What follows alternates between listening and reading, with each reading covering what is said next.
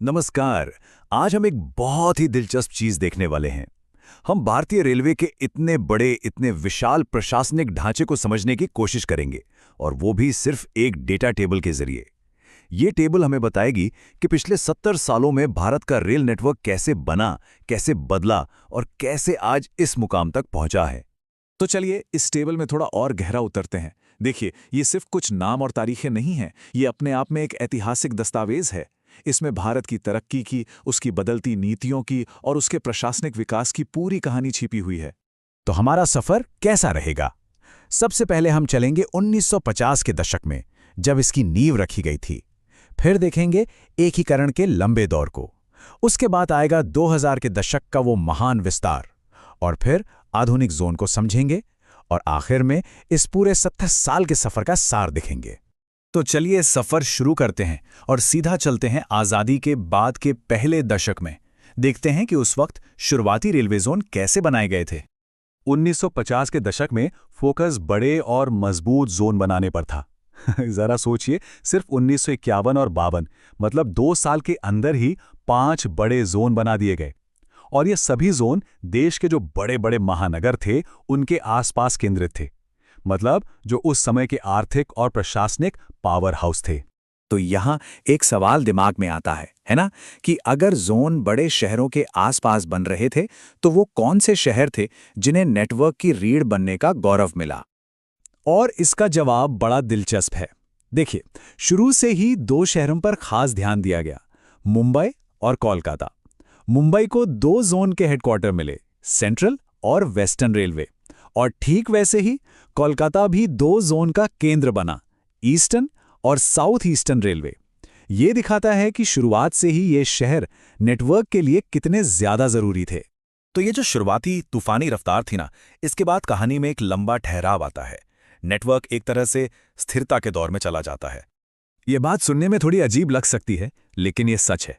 पूरे 36 साल, सोचिए, 36 साल के लंबे वक्त में सिर्फ एक नया जोन जोड़ा गया। वो था 1966 में बना साउथ सेंट्रल रेलवे, जिसका हेडक्वार्टर सिकंदराबाद में था।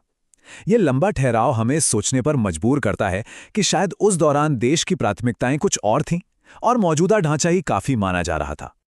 अब इस लंबे ठहराव के बाद कहानी एकदम से रफ्तार पकड़ती है। चलिए सीधा चलते हैं 2000 के दशक की शुरुआत में, जहां हमें पूरे नेटवर्क का एक बिल्कुल नया और तेज पुनर्गठन देखने को मिलता है। जरा इस नंबर को देखिए, 8। जी हां, 8 नए रेलवे जोन्स, और वो भी सिर्फ 2 साल के अंदर, 2002 और 2003 में।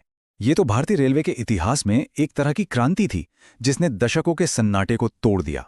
तो सवाल ये है कि अचानक ऐसा क्या हुआ? देखिए, ये असल में एक बहुत बड़ा पॉलिसी शिफ्ट था। एक तरह से विकेंद्रीकरण की लहर थी। हाजीपुर से लेकर हुबली और बिलासपुर तक देश के अलग अलग कोनों में नए प्रशासनिक केंद्र बनाए गए। ऐसा लगता है कि बढ़ती हुई अर्थव्यवस्था और अलग अलग क्षेत्रों की जरूरतों को देखते हुए ये महसूस किया गया कि अब बेहतर प्रबंधन के लिए पावर को बांटना जरूरी है। तो इसका सीधा सीधा मतलब ये हुआ कि अब इतने बड़े रेलवे नेटवर्क को चलाना और मैनेज करना ज्यादा आसान हो गया। इन नए जोन का बनना ये पक्का कर रहा था कि रेलवे और बेहतर तरीके से काम कर सके। चलिए अब कहानी के आज के दौर में आते हैं, जहां हमें एक नया ट्रेंड देखने को मिलता है, स्पेशलाइजेशन का। साल 2010 में कुछ ऐसा हुआ जो पहले कभी नहीं हुआ था। कोलकाता मेट्रो को एक फुल फ्लेज्ड रेलवे जोन का दर्जा मिल गया। ये बात इसे इस लिस्ट के बाकी सभी जोन से बिल्कुल अलग बनाती है, और ये भी दिखाती है कि अब शहरी ट्रांसपोर्ट कितना जरूरी हो गया है। और इस कहानी का सबसे ताज़ा पन्ना लिखा गया 2019 में साउथ कोस्ट रेलवे के साथ, जिसका हेडक्वार्टर विशाखापट्टनम में है। ये हमें बताता है कि भारत का रेलवे नक्शा आज भी बदल रहा है, विकसित हो रहा है और देश की ज़रूरतों के हिसाब से खुद को ढाल रहा है। तो चलिए अब एक कदम पीछे हटते हैं और इस पूरे 70 साल के सफ़र को एक नज़र में देखते हैं। 6 जोन से 18 जोन तक की ये कहानी। जब हम इस पूरी टाइमलाइन को देखते हैं तो एक पैटर्न साफ दिखता है। कहानी की शुरुआत हुई 1950 के दशक की मजबूत नींव से। फिर 1966 में सिर्फ एक जोन जुड़ा। उसके बाद 2000 के दशक में एक बहुत बड़ा विस्तार हुआ, और फिर 2010 और 2019 में हमें और ज़्यादा स्पेशलाइज्ड जोन देखने को मिले। तो इस पूरी कहानी से इस एक टेबल से हमने क्या सीखा? कुछ बड़ी बातें हैं। पहली, शुरुआत बड़े शहरों से हुई। दूसरी, इसके बाद एक बहुत लंबा शांत दौर आया। तीसरी, 2000 के दशक ने मैनेजमेंट में विकेंद्रीकरण की एक नई लहर ला दी। और आखिर में आज के जोन स्पेशलाइजेशन की तरफ इशारा करते हैं। और सबसे बड़ी बात यह कि रेलवे नेटवर्क कोई रुकी हुई चीज नहीं है, ये एक जीवित सिस्टम की तरह है जो लगातार बढ़ रहा है और बदल रहा है। और आखिर में ये सोचना बहुत ज़रूरी है कि ये सिर्फ जोन और हेडक्वार्टर की कहानी नहीं है।